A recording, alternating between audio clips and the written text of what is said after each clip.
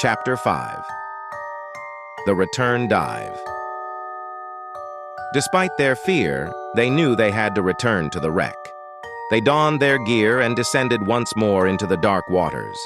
This time, their search was focused on finding the cursed artifact.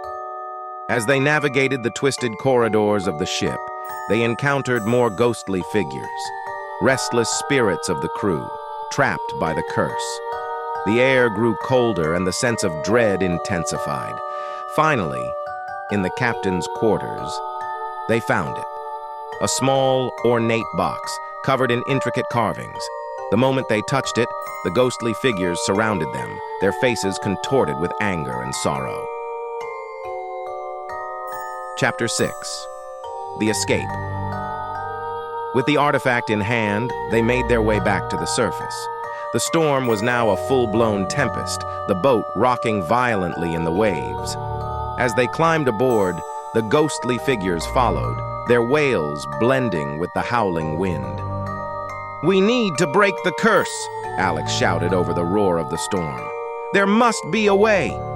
As the boat was tossed about by the waves, Alex frantically flipped through the logbook.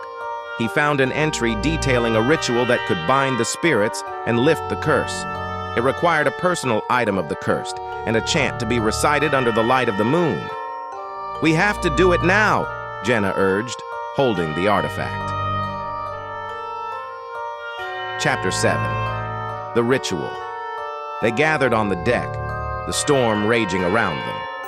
Alex began to recite the chant, his voice barely audible over the wind and waves. The temperature continued to drop, and the ghostly figures grew more agitated. As the final words of the chant echoed through the storm, a blinding flash of lightning illuminated the sky. The spirits let out a final, anguished wail before dissolving into the air. The storm began to subside, the waves calming and the sky clearing. "We did it," Natalie said, her voice filled with relief. "The curse is lifted." Chapter 8. The Aftermath.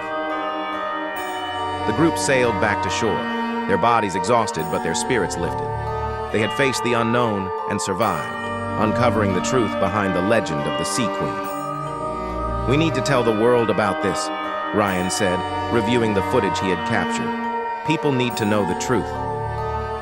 Alex nodded, but his thoughts were elsewhere. He couldn't shake the feeling that their ordeal wasn't over. The artifact had been the source of the curse, but its dark history still lingered. As they docked and stepped onto solid ground, Alex made a silent vow. He would ensure that the artifact was studied and understood to prevent its dark magic from causing harm again. Chapter 9. The Haunting continues. Despite their harrowing experience, the group couldn't forget what they had witnessed. The images of the haunted ship and the ghostly crew lingered in their minds, a constant reminder of the darkness they had faced. Alex, true to his vow, began researching ways to protect against cursed artifacts. He reached out to historians and paranormal experts determined to prevent such a curse from being unleashed again. Meanwhile, Jenna compiled the footage they had captured into a documentary, hoping to shed light on the Sea Queen's tragic history. The film garnered attention, drawing curiosity and sympathy from viewers around the world.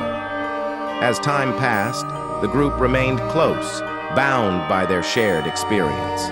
They continued to explore the unknown, but with a newfound respect for the supernatural. They understood that some mysteries were better left unsolved, and some artifacts were best left undisturbed.